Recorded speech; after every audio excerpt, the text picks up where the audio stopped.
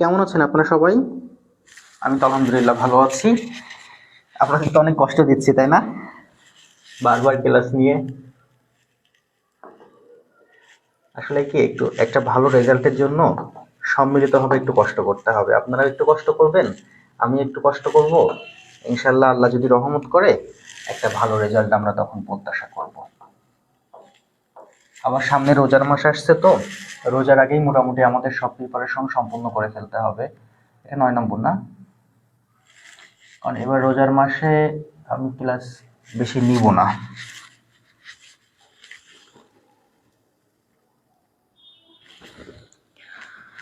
আলহামদুলিল্লাহ, আমিও রাব্বুল আলামিনের রহমতে বেশ ভালো আছি। আর আমাদের অবশ্য খুবই ছোট্ট ক্লাস, তার মানে যদি আপনারা সবাই, অনেকে তো লাইভ ক্লাস করবে না, এটা যেহেতু এখন অনেকটা ব্যস্ততার সময়। আর সকালে আমি ক্লাস নিতে চেয়েছিলাম, বাট ওই সময় দেখি আমার আরেকটা ক্লাসের শিডিউলের সময় হয়ে গেছে। ওই যে স্ট্যাটিস্টিক্সের ওদের রিভিশন ক্লাস চলছে, তো এই জন্য। তো তারপরে ভাবলাম যে আপনাদের যেহেতু ছোট্ট ক্লাস, আপনাদেরটা একটু পিছিয়ে দিই। আর 1 মিনিট অপেক্ষা করে শুরু করি।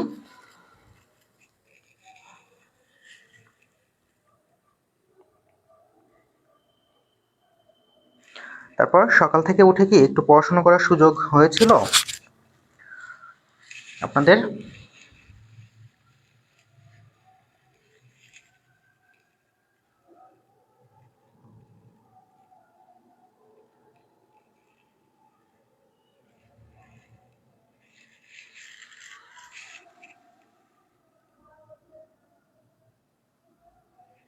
শুরু না করাই ভালো। আচ্ছা, কেন ঘুম দিবেন নাকি?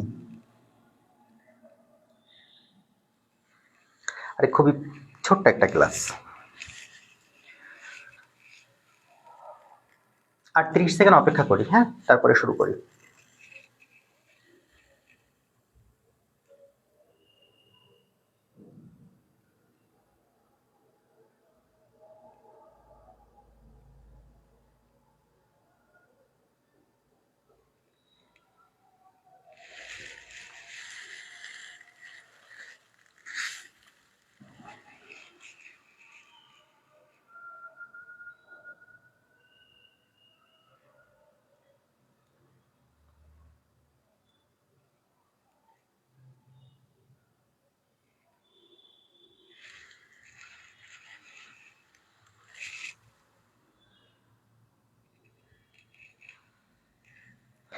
ওকে, তো আপনাদের সবাইকে আসসালামু আলাইকুম।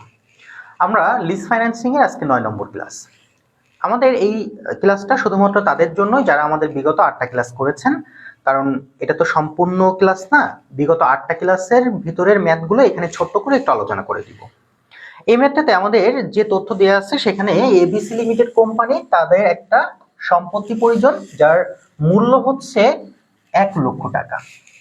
কোম্পানি যদি এই সম্পত্তি পারচেস করতে চায়, তাহলে তাদের ব্যাংক থেকে একটা লোন নিতে হবে 1 লক্ষ টাকার, যেখানে 5টা ইনস্টলমেন্টে 5টা কিস্তিতে তাদের এই লোনের টাকা পরিশোধ করতে হবে। ব্যাংকে ইন্টারেস্ট দিতে হবে 15% হারে। অর্থাৎ এবিসি লিমিটেড কোম্পানির একটা সম্পত্তি প্রয়োজন, যে সম্পত্তির ভ্যালু দেওয়া আছে 1 লক্ষ টাকা। যদি কোম্পানি 1 লক্ষ টাকা ব্যাংক থেকে চাইলে ঋণ নিতে পারবে, taking a bank loan of taka 1 lakh payable in 5 year in instalment at the interest of 15%, যেখানে কোম্পানি 15% সুদে ব্যাংক থেকে 1 লাখ টাকা ঋণ নিতে পারবে। এটা কোম্পানির হাতে একটা অপশন। এরপরে বলছে অর, অথবা কোম্পানির হাতে আর একটা অপশন আছে, to lease the asset at yearly rent of taka 320 per taka 1000 of the asset value for 5 year payable at the year end. এটা আমাদের জন্য আজকে একটু নতুন একটা বিষয়। এখানে বলছে যদি ঋণ নিতে চাই, তাহলে যদি নিতে চাই, যদি সম্পত্তিটি ভাড়া নিতে চাই, তাহলে ভাড়া নিতে পারবে। সেক্ষেত্রে তাকে ভাড়া হিসেবে প্রদান করতে হবে প্রতি হাজারে 320 টাকা সম্পত্তির মোট মূল্যের উপরে, যেটা 5 বছরে তাকে পরিশোধ করতে হবে। এরপরে আমাদের ম্যাথে বলা হয়েছে যে the following additional information are available. The rate of depreciation of the asset is 20% DWV, write down value method. অর্থাৎ ডেপ্রিসিয়েশন বের করতে হবে রাইট ডাউন ভ্যালু মেথডে, যেখানে আমাদের বলছে কোম্পানির ইফেক্টিভ ট্যাক্স রেট 50% আর কোম্পানির ডিসকাউন্ট রেট অর্থাৎ পিভি ফ্যাক্টর 16%। এখন এখন কোম্পানি কোনটা গ্রহণ করবে সেটা আমাদের কাছে জানতে চেয়েছে। ঠিক আছে, হ্যাঁ হ্যাঁ বলো, বলো। হুম।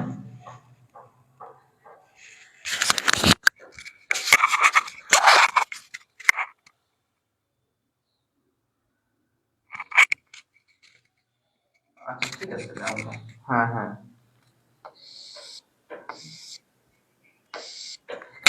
না অবশ্য, আচ্ছা আমি পরে কথা বলছি।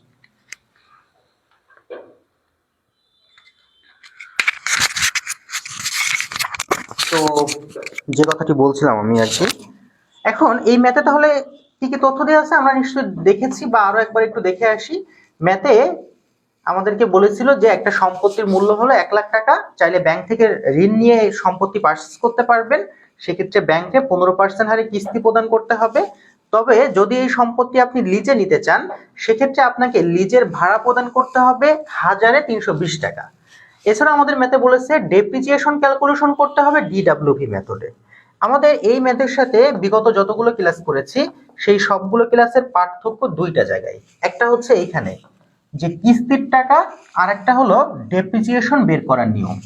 এইটা আমাদের শুধুমাত্র পার্থক্যর বিষয়। প্রথমে আসেন আগে কিস্তির টাকা। দেখেন, আমরা বিগত যে 8টা ক্লাস করেছি সেখানে আমাদেরকে কিস্তির টাকা সরাসরি বলা থাকতো যে তুমি যদি সম্পত্তি ভাড়া নিতে চাও তাহলে তোমাকে প্রতি বছর 1,00,000 টাকা করে কিস্তি দিতে হবে, এরকম বলা থাকতো। অথবা বলা থাকতো না, শুধু বলতো যে 10% হারে কিস্তি দিতে হবে, তখন আমরা এর মানটা বের করে নিতাম। কিন্তু এখানে সেটা বলেনি, এখানে বলছে যে তোমাকে 1,320 টাকা দিতে হবে, সম্পত্তির ভাড়া দিতে হবে 1,320 টাকা। এটার মানে হলো ওই যে গ্রামে অনেক জায়গায় আপনার প্রচলিত আছে, সুদ প্রচলিত আছে, বুঝছেন? সুদ, এটাকে গ্রাম্য ভাষায় এটার জন্য কি ভাষা বলা হয় মনে করতে পারছি না আমি। তো যাই হোক, সুদের সিস্টেম হলো যারা গ্রামে যারা সুদ দেয়, দাদন বলে সম্ভবত, দাদন মনে হয়, দাদনই বলে মনে হয়, দাদনই বলে। তো যারা সুদ দেয় বা যারা দাদন দেয় ওদের সিস্টেমটা এরকম। ওরা আপনার কি বলে জানেন, ব্যাংক তো বলে পার্সেন্টেজ, গ্রামের লোক তার পার্সেন্টেজ বোঝে না। তো গ্রামের মানুষরা তখন ওরা বোঝায় যে দেখো তুমি যদি আমার কাছ থেকে 1,000 টাকা সুদ নাও তাহলে 1,000-এ তুমি আমাকে 80 টাকা দিবা, 1,000-এ তুমি আমাকে 60 টাকা দিবা, 1,000-এ তুমি 50 টাকা দিবা, বা 1,000-এ তুমি এত টাকা দিবা, 1,00,000-এ এত টাকা দিবা, 10,000-এ এত টাকা দিবা। ঠিক আছে?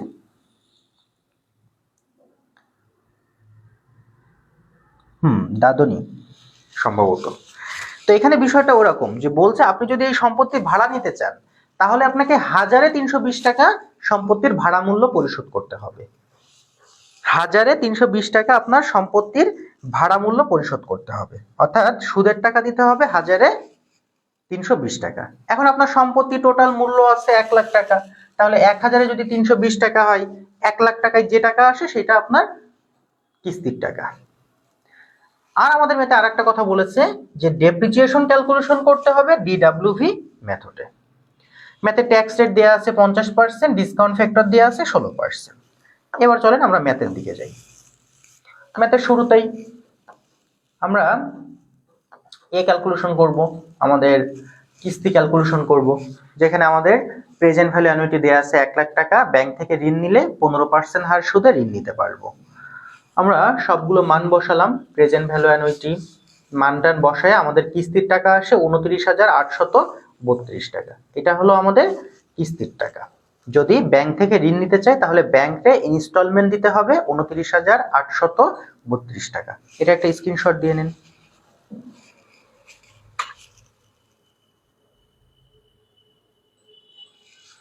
ব্যাংকে কিস্তি দিতে হবে 29,832 টাকা। এটা কিন্তু শুধুমাত্র যারা পুরাতন স্টুডেন্ট তাদের জন্য ক্লাস। এরপরে এবার যে গুরুত্বপূর্ণ টপিকটা নিয়ে আলোচনা করতে চাই সেটা হচ্ছে অ্যানুয়াল ডিপ্রিসিয়েশন, ডিডব্লিউভি মেথড। ডিডব্লিউভি মেথডটা হচ্ছে রাইট ডাউন ভ্যালু মেথডে ডেপ্রিসিয়েশন বের করা। ডিডব্লিউভি মেথডে ডেপ্রিসিয়েশন বের করার জন্য আপনাকে এই ধরনের একটা ছক কাটতে হবে। কোনো ম্যাথে যদি বলে ডিডব্লিউভি মেথডে ডেপ্রিসিয়েশন বের করে দেখাও, এই ধরনের একটা ছক কাটবে। ছকের শুরুতে লিখবেন ইয়ার, তারপরে লিখবেন বিগিনিং ভ্যালু, মানে সম্পত্তির যে মূল্য আছে 1 লক্ষ টাকা সেটা। আমাদের ম্যাথে একটু যদি আবার ফিরে যাই, ওখানে বলেছিল ডেপ্রিসিয়েট ভ্যালু 20%। লক্ষ্য করেছিলেন? এই যে the rate of depreciation of the asset is 20%, DWV method. অর্থাৎ ডেপ্রিসিয়েট ভ্যালু দেওয়া আছে 20%। এই যে ডেপ্রিসিয়েট ভ্যালু দেওয়া আছে 20%।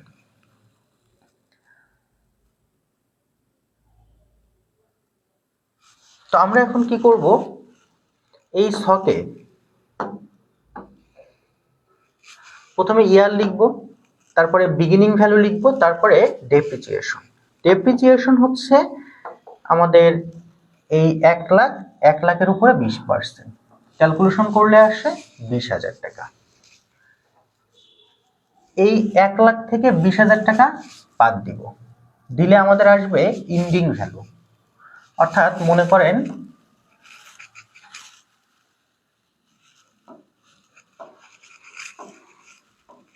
এটা 1 নম্বর ঘর, এটা 2 নম্বর ঘর, এটা 3 নম্বর ঘর, এটা 4 নম্বর ঘর। 2 নম্বর থেকে 3 নম্বর ঘরকে বিয়োগ করলাম, অর্থাৎ এই 1 লাখ থেকে 20,000কে বিয়োগ করলে ইন্ডিং ভ্যালু পাওয়া যায় আমাদের 80,000। সেই 80,000কে আবার এখানে বসালাম। এই 80,000-এর উপরে 20% ডেপ্রিসিয়েশন কাটবো, কাটলে আসবে 16,000। 16,000 থেকে 80,000 বিয়োগ করলে 64,000। এই 64,000 আবার এখানে চলে আসবে। এখন এই 64,000-এর উপরে আবার 20% কাটবো, কাটলে আসবে 12,800। 12,800 থেকে 64,000-কে বিয়োগ করলে 51,200। 51,200 আবার শুরুতে চলে আসবে। 51,200-র উপরে আবার 20% বের করব, বের করলে আসবে 10,240। 10,240 থেকে 51,200-কে বিয়োগ করলে 40,960। এই 40,960 আবার শুরুতে চলে আসবে। এটার উপরে আবার 20% বের করব, করলে 8,192। 8,192 থেকে এটা বাদ দিলে 32,768 টাকা। বিষয়টা বুঝতে পেরেছি?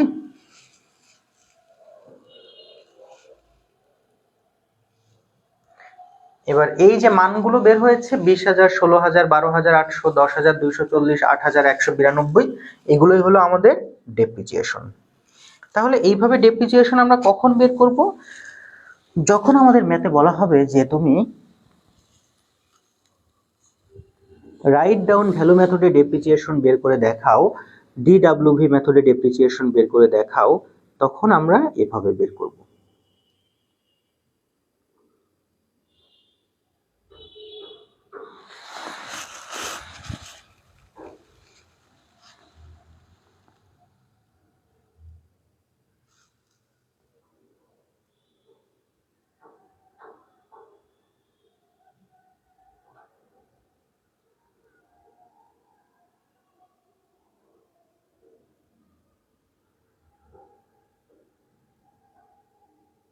হ্যাঁ, একইভাবেই করতাম।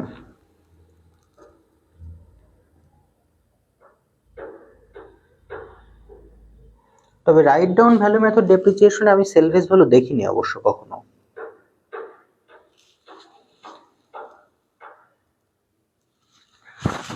এরপরে যে আমাদের ছকে আমরা ডেপ্রিসিয়েশন গুলো লিখে ফেললাম, 20,000, 16,000, 12,800, 12,200, 8,000। আর ছকের অন্যান্য তথ্যের কোনো পরিবর্তন নাই। যা ছকটা একটা স্ক্রিনশট দিয়ে নেন, তারপরে আমি নিচের অংশে যাচ্ছি, অর্থাৎ লিজ অংশে।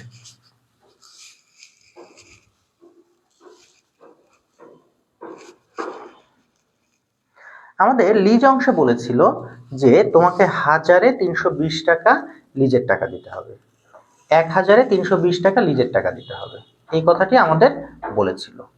তাহলে 1,000-এ 320 টাকা যদি লিজের টাকা দেওয়া লাগে, 1 লাখে কত দেওয়া লাগবে? তাই 1 লাখ গুণিত 320 ভাগ 1,000, 1 লাখে 32,000 টাকা লিজের টাকা দেওয়া লাগবে।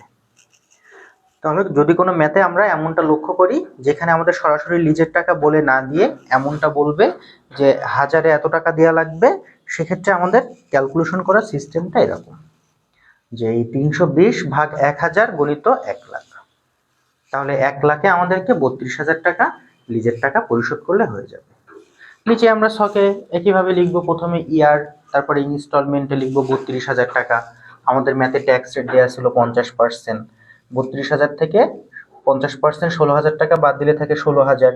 এটার উপরে পিভি বের করব 16% হারে, 1 থেকে 5 বছরের পিভি ফ্যাক্টর ক্যালকুলেশন করলে 52,389 টাকা। উপরে ছিল 56,831 টাকা, 52,389 টাকা। তাহলে আমরা 52,389 টাকাটাকে গ্রহণ করব। আমরা লিখবো আমাদের ম্যাথে অ্যাকসেপ্টেড হচ্ছে 52,389 টাকা।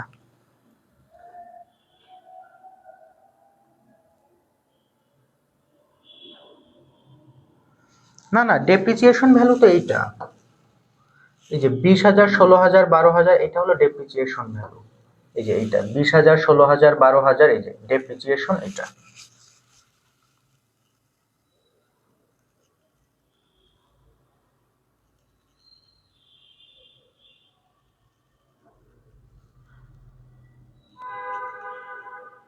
হ্যাঁ, সেলফেজ ভ্যালু দেয়া আছে, কিন্তু সেটা তো রাইট ডাউন ভ্যালু মেথড না।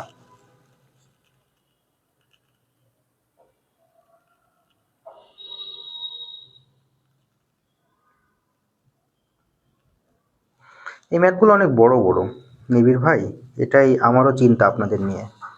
আবার এই ম্যাথ যে বাদ দিতে বলবো তারও সুযোগ নেই। বিশেষ করে যারা ম্যানেজমেন্ট ডিপার্টমেন্ট আছেন তাদের তো বাদ দেওয়ার কোনো অপশনই নেই, তাদের জন্য ফরজ। যারা অ্যাকাউন্টিং ডিপার্টমেন্ট আছেন তারা না হয় একটু চাইলে বাদ টাদ দিতে পারেন, বা যারা ফিনান্স বা মার্কেটিং ফিনান্স ডিপার্টমেন্ট চাইলে একটু বাদ দিতে পারবেন, কিন্তু এক ম্যানেজমেন্ট ডিপার্টমেন্টের বাদ দেওয়ার কোনো অপশন নাই এই অধ্যায়, তাদের জন্য ফরজ। এটাই সত্য কথা। শান্তনু, এই শান্তনু, আপনি রেগুলার ক্লাস করেন না কেন ভাইয়া? আমি তো আপনাকে মিস করি ক্লাসে, কমেন্টও করেন না। আজকে বিধান নাই ক্লাসে? ওকে, তাহলে আমরা আজকের মতো বিদায় নিচ্ছি। যেহেতু ছোট্ট ক্লাসের ঘোষণাই ছিল, আমার তো আর ক্লাস রেডি করা নেই, আপনারা এই ক্লাসটা তাহলে করে ফেলেন। আপু, ডিডাব্লিউবি মেথডে আমি সেলফেজ ভ্যালু দেখিনি কখনো, শোভা আক্তার। তবে যদি সেলফেজ ভ্যালু দেয়াই থাকে তখন আমার মতামত হচ্ছে আমাদের এই যে বিগিনিং ভ্যালু 1,00,000 টাকা, এই বিগিনিং ভ্যালু থেকে সেলফেজ ভ্যালুটাকে আগে মাইনাস করে নেব, নিয়ে তাই বিগিনিং ভ্যালু দিয়ে ম্যাথ ক্যালকুলেশন করব।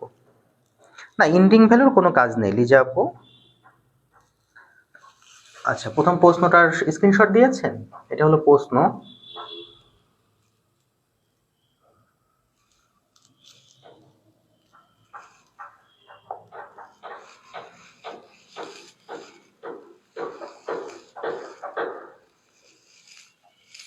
এটা হলো আমাদের ইনস্টলমেন্ট।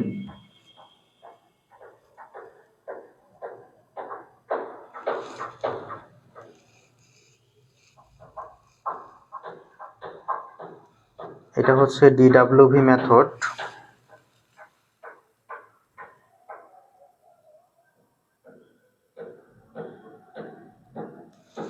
হ্যাঁ আপু, বাট এই ক্লাস না আপু, আমি হচ্ছে ইনভেস্টমেন্টের ক্লাসে আর প্রজেক্টের ক্লাসে থিওরি দিব।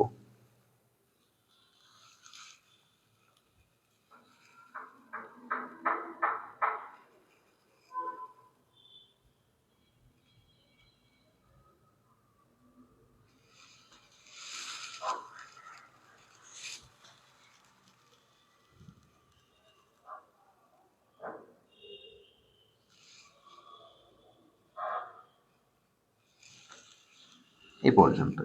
ঠিক আছে, বিদায় নিচ্ছি। এই ক্লাসটা আপনারা তাহলে এখন নোট খাতায় নোট করে ফেলে নোট খাতাটা একটু গ্রুপে জমা দিয়ে দেন। ঠিক আছে, যাদের বিগত কোনো ক্লাস মিস রয়েছে দেখে নেন। দেখা হচ্ছে কালকে রাতের ক্লাসে। আমরা খুব দ্রুত এই অধ্যায়টা শেষ করে রিভিশনে চলে যাব। আল্লাহ হাফেজ, আসসালামু আলাইকুম।